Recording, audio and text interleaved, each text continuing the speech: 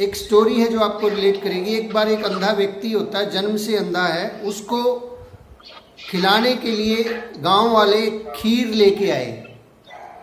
जब खीर लेके आए गांव वाले, तो उस खीर को खाने से पहले उस अंधे व्यक्ति ने ये पूछा कि ये खीर किस प्रकार की है, कैसी होती है खीर। तो उस व्यक्ति ने समझाने की कोशिश की कि देखिए खीर जो है सफ़ेद रंग की होती है। तो अंधा व्यक्ति कहता कि सफ़ेद कैसा होता है। तो उसने कहा कि सफ़ेद बिल्कुल आकाश में जब बादल होते हैं, बहुत सफ़ेद दिन निकला होता है, तो इस प्रकार का सफ़ेद होता है। सफ़ेद रंग कपास का रंग होता है। वो बोले कपास कैसी होती है, क्योंकि अंधे ने तो कपास भी नहीं देखी। तो कपास नहीं देखी, अब उसने सोचा कैसे समझाए। बोले कपास जो है बगुले के जैसी होती है, बगुला। तो वो बोला कि बगुला कैसा होता है। अब बगुले को जब वो समझाने के लिए उसने उस नेत्रहीन व्यक्ति का हाथ पकड़ा और उसके हाथ को यूं मोड़ा, और मोड़ने के बाद उसका दूसरा हाथ इस हाथ के ऊपर से घुमाया। बोले देखिए बगुला इस प्रकार का होता है, ऐसे ऐसे करके। उस नेत्रहीन व्यक्ति ने उस अपने हाथ पर, मुड़े हुए हाथ पर ऐसे हाथ फेर के देखा और कहा कि भाई इतनी टेढ़ी खीर मैं नहीं खाऊंगा, ये गले में अटक गई तो जब आदमी इस बिजनेस में जुड़ता है तो उसको समझ में ही नहीं आता कि ये आरसीएम बिजनेस है क्या। और वो बहुत से लोग, बड़ा दुर्भाग्य है इस देश का या उन लोगों के लिए कि वो इस आरसीएम को टेढ़ी खीर समझ के छोड़ देते हैं कि मैं नहीं खा सकता टेढ़ी खीर। हकीकत ये है कि अगर उन लोगों को ये ज्ञान हो जाए कि भैया ये आरसीएम बिजनेस जो है क्या है, ये समझ में आ जाए, तो ये टेढ़ी खीर इतनी स्वादिष्ट है कि जिसकी आप कल्पना भी नहीं कर सकते। अभी इसका एक छोटा सा उदाहरण मैं आपको देता हूँ। मैं 20 साल से वकालत में हूँ, 20 साल से वकालत मेरी चल रही है। सन 2000 में मैं वकालत में आया था, और उस वकालत को करने से पहले मैंने अपनी ज़िंदगी के 19 साल लगाए थे। 19 साल एजुकेशन ली थी, खर्चा किया था, तब जाके उस वकालत में कुछ इनकम हुई थी, शुरुआत हुई थी। और अभी 20 साल बाद क्या हुआ, अचानक से स्थितियाँ ऐसी हुई कि सब कुछ लॉकडाउन में चला गया, और ना कोर्ट खुल रहे हैं, ना कचहरी खुल रही है, ना वकील बाहर निकल पा रहा है, ना मेरे पास कोई पिछले 1 महीने से 1.5 महीने से कोई केस आ पा रहा है। न केवल ये मेरी स्थिति है, इस हिंदुस्तान ही नहीं पूरी दुनिया के वकीलों की ये स्थिति है कि 1 रुपए की भी इनकम नहीं है। लेकिन कमाल की बात है, बहुत शुक्रिया अदा करना चाहूँगा उस ऊपर वाले का कि मुझे ये जो टेढ़ी खीर है, ये आज नहीं, ये लगभग 5-6 साल पहले सन 2013 में ये टेढ़ी खीर मेरे को समझ में आ गई। मैंने उस खीर के ऊपर हाथ फिरा के नहीं देखा कि ये टेढ़ी है कि सीधी है, वो जैसी भी थी मैंने उस खीर को खा लिया। मेरे कहने का भाव क्या है कि आरसीएम बहुत सरल चीज है। जब एक व्यक्ति आपकी अपलाइन या कोई व्यक्ति आपको आरसीएम बिजनेस बताता है, तो वो बहुत सरल तरीके से बताता है कि आपके घर में जो सामान इस्तेमाल होता है, हल्दी, नमक, मिर्च, शैम्पू, सर्फ, कपड़े, रोज़मर्रा की वस्तुएं जो इस्तेमाल होती हैं, वो रोज़मर्रा की वस्तुएं यदि आप बाज़ार से खरीदने की बजाय आरसीएम के पिकअप सेंटर से खरीदेंगे तो आपके घर में इनकम आएगी। लेकिन होता क्या है कि बहुत से लोग उस खीर के ऊपर हाथ फिरा के देखते हैं और उस खीर को टेढ़ी खीर समझ के वो उस खीर को छोड़ देते हैं।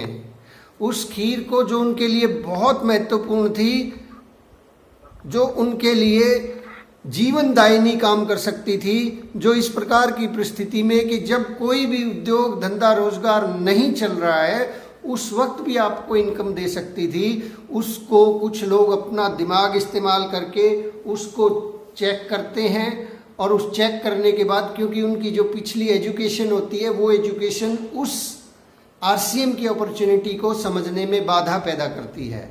हमारी पिछली एजुकेशन ही हमें रोक देती है कि हम आरसीएम बिजनेस को ना समझ पाएं, क्योंकि हमारी एजुकेशन क्या कहती है, हमारे बाप दादा ने हमें क्या सिखाया है कि कोई भी व्यापार अगर आपको करना है तो उस व्यापार को करने के लिए आपको कम से कम 10-15 लाख रुपए खर्चा करना पड़ेगा।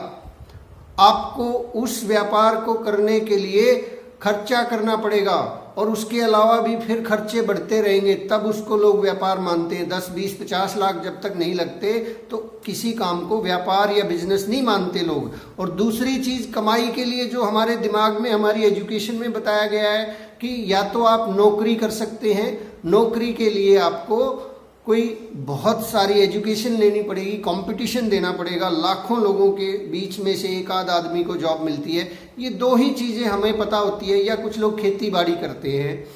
इन 2-3 चीज़ों से लोगों के दिमाग में ये फीड हो गया है कि इन चीज़ों से काम चलता है, यहाँ से पैसा आता है। लेकिन जब हम आरसीएम जैसी अपॉर्चुनिटी को जब देखते हैं, जब हम देखते हैं या सुनते हैं कि चाय पिएंगे तो भी पैसा आएगा, बिस्किट खाएंगे तो भी पैसा आएगा, नहाएंगे तो भी पैसा आएगा, और बालों में तेल लगाएंगे तो भी पैसा आएगा। मेरे अभी बाल थोड़ा कम हैं, लेकिन तेल तो थोड़ा बहुत लगाना पड़ता है ना, कोई बात नहीं, कम या ज़्यादा लगता जरूर है। तो इन कामों को करने से जब पैसा आता है तो भैया ये बात आम आदमी को, आम आदमी छोड़िए, जो डिस्ट्रीब्यूटर है, जो जुड़ चुके हैं बहुत से लोगों को, उनको भी समझ में नहीं आती और बहुत लंबे समय तक समझ में नहीं आती। मैं शुक्रगुजार हूं कि मुझे 2013 में ये बात समझ में आई। आज इस लॉकडाउन के होते हुए भी मैं आपको 20 तारीख, जो पिछले महीने की 20 तारीख थी, 19-20 तारीख से चंडीगढ़ में रहता हूं। यहाँ पे कर्फ्यू लगा हुआ है, लॉकडाउन नहीं, कर्फ्यू लगा हुआ है। अब मैं पिछले 20 दिन से बाहर नहीं गया हूँ, अपने घर से बाहर नहीं निकला हूँ, घर की दहलीज के अंदर हूँ। दूध भी हम लोग नहीं लेके आते, हम लोग ब्लैक टी पीते हैं, कभी कभी छत पे घूमने जाते। पिछले 20 दिन से घर में रहना पड़ रहा है, मजबूरी है। लेकिन कमाल की बात तो ये है कि इन 20 दिनों में घर पे रहते हुए भी अभी मेरे पास रॉयल्टी हो चुकी है। अभी रॉयल्टी का बिजनेस रॉयल्टी से ऊपर जा चुका है। यानी कि एक बात तो तय है कि इस महीने भी बिना काम पे जाए कुछ भी नहीं कर पाया तो भी रॉयल्टी की इनकम जो कम से कम 25,000 से शुरू होती, 25-30 हज़ार, 35-40 हज़ार तक की इनकम तो आएगी। हेलो, और ये क्यों आ रही है? क्यों आ रही है? क्योंकि इस लॉकडाउन में भी हम लोगों को नहाना भी पड़ता है, खाना भी खाना पड़ता है, कपड़े चलिए नहीं खरीद पा रहे हैं, लेकिन यदि हम नहाएंगे नहीं, खाएंगे नहीं तो फिर जिएंगे कैसे?